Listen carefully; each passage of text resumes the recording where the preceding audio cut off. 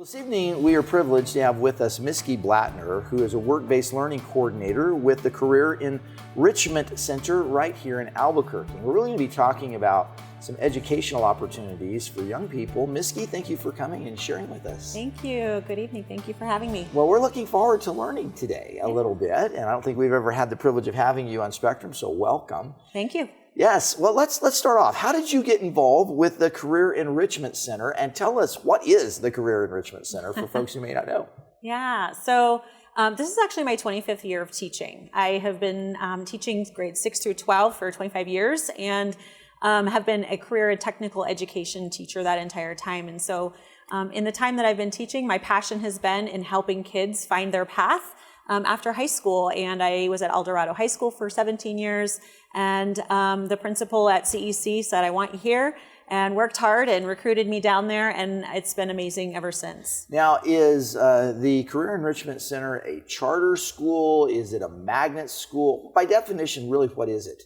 That's a great question. So CEC, Career Enrichment Center, is actually an Albuquerque Public Schools school.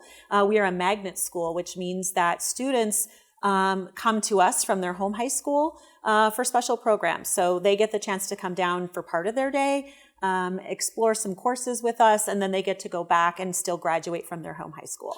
Now, over the course of years, here in the Albuquerque area, and I think throughout New Mexico, one of the things that we've seen is sometimes, depending on budgets, depending on teachers, availability, maybe there's some things that are elective-based that have come, gone.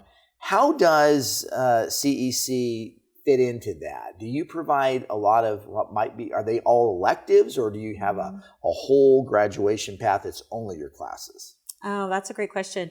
Yeah, a lot of elective programs have come and go. What's interesting is we live in a state now with a governor that is very pro-education. We're really looking, in fact, with new graduation requirements that are encouraging students to start exploring careers much earlier. So we are an opportunity for students to come in and start thinking about what they want to do after high school. So kids would choose, maybe there's a program that they don't have at their home high school that we have. They want to explore a little bit more. Maybe they want to do an internship. We offer those opportunities at our school, in many cases because maybe their home high school doesn't offer those. So give us some examples. I think that probably would help us to kind of flesh this out a little bit. What are some of the things that Career Enrichment Center provides? We have so many things. It's such an amazing school. So we are very focused on career pathways. We have a allied health program. So we have a practical nursing program. It's a 5-semester program, which is really amazing. We also have a nursing assistant program, engineering, robotics, computer science. We have forensics. We have an EMT program as well as a police service aide. I can't even think of all of them. Well, I'm sure there's many. There's many. And then I work in the education profession. So I'm working with students that are interested in careers in education. And that's been a challenge of late, hasn't it? I know when I was a young person that, it was not uncommon to talk to somebody and you'd ask them, what do you want to be when you graduate high school? And they would say, I want to be a teacher. You don't hear that as much. So you're kind of encouraging that, aren't you? And kind of showing the way with some of those folks as well. Yeah. Well, the future of our teaching workforce is in the student side of the desk today. So we have to advocate for and really try and bring in people that are interested in that. Well, tell us a little bit about some of the careers that you're seeing some of the young people really gravitating to. I imagine since you're kind of on the ground, you're seeing kids going in certain directions.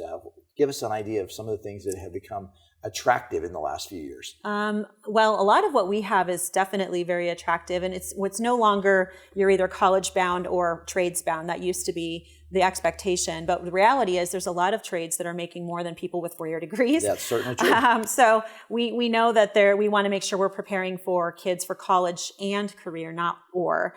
And so we have programs that might lead them directly into work, gainful employment. It might require some additional coursework. So we have a cosmetology program and barbering as well as aesthetics.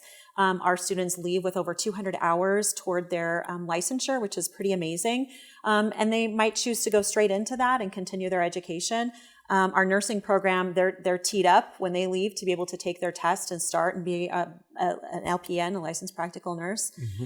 So we have a lot of programs that are kind of like stepping stones to more education or a direct entry point directly into the workforce. So they've got options, which is great. They have the step. I think the word you used was stepping stones. Yeah. One of the terms that we've heard a lot about in the last decade is dual credits, right? So a dual credit being something that, you know, you're getting credit for it in high school, but it probably has value beyond high school.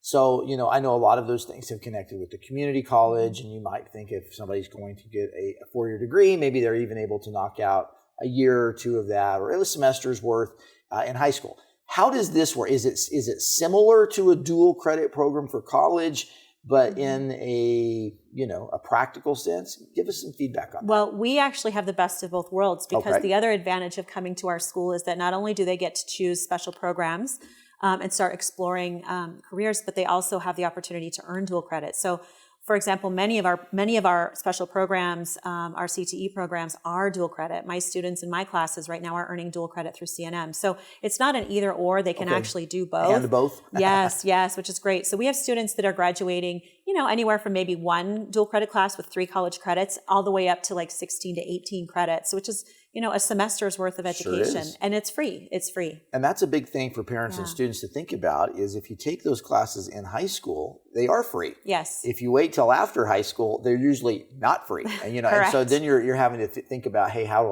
do I really pay for this? How many students do you see attracted to CEC? I mean, is it a growing number? Has it been pretty stable? Well, what's going on with that? Is it because the world seems to be changing all the time. That's part of life. Well, and I think it's changing because kids want more relevance, right? They, you learn math and English and social studies and social studies. And the beautiful thing about career and technical education is that they get to blend those things, right? I'm learning about math, and now I see how it's applied in the workplace and in these different industries. So we have a really great opportunity to help kids make connections with what they're learning, and they're looking for that, right? It's a different world we live in, and we need to be doing a better job of preparing them for that. Now, you are a work-based learning coordinator, so I would guess that, and I don't know this, but I'm guessing that means that sometimes students are coming to you and saying, hey, what do I do next? Or what do I do after I graduate? Are you able to speak into their lives some? I think one of the things that teenagers find is that they don't know what to do next. Yeah. Are you able to kind of help them a little bit there? Yes, it's the very reason I'm at the school. I have such a passion for helping kids. And the reality is we have kids that come in and they have their whole life planned out since they were 2, right? I've always wanted to be, but the reality is that child is the minority. That student is the minority. Most kids are coming in with an idea. Yep. And so I actually teach the work-based learning class, and I'm right now I have 26 students who are out in the field. They're doing internships. They're in law firms. They're in medical fields. They're in auto tech shops. They're exploring all of those things. So if we put them into the community, into the businesses, it's the best way for them to really get in. And I would guess that you probably have both things occur. Some people get in there and they say, this is great. And probably occasionally you have somebody get in there and say, I don't like to do this. Right. I don't want to do this. I think I'm going to go down a different road. Better to learn that at 15 or 16 years old than after you've spent a lot of money and have moved in a direction that's going to be harder to rebound from. Mm-hmm. You mentioned something about the new graduation requirements. Mm-hmm. I want to circle back to that. Think about that for a few minutes. How does CEC help meet some of these new graduation requirements that are coming online here in New Mexico? Yeah, no, it's really exciting. Our state is, again, really supportive of work-based learning. Mm-hmm. And work-based learning is just sort of a general term, but that's anything from apprenticeships, job shadowing, career exploration, and internships, both paid and unpaid. And many of our students are getting paid for their internships. That's great. So now it's not just a luxury to be able to have a class or a school that has the ability to offer those things. It's now a requirement.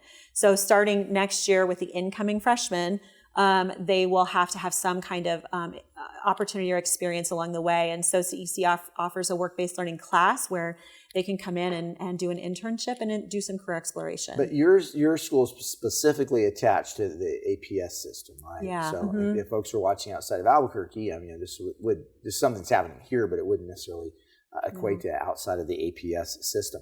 Best way for folks to find out additional information about what's happening at the Career Enrichment Center? Oh my goodness. Well, number one, we have a open house this Thursday from 5:30 to 7 at Career Enrichment Center. You can go to our website, which is cec.aps.edu. Okay. And again, this is an APS school. We're actually located on Mountain down right behind Albuquerque High School. All right. In the Embassy Suites. And so coming down would be a great way, but visiting our website, exploring, right now we have registration open for next school year. Great. You can start looking at the courses we have available and maybe consider. And we're open to not just APS students, but charter schools, home schools, state charters, district charters. We really want any student interested. Right. Very inclusive. Great. Well, some great information for us today by Miskee Blatner, who is with the Career Enrichment Center attached with Albuquerque Public Schools. Thank you so much for sharing. Thank you. Thanks for having me.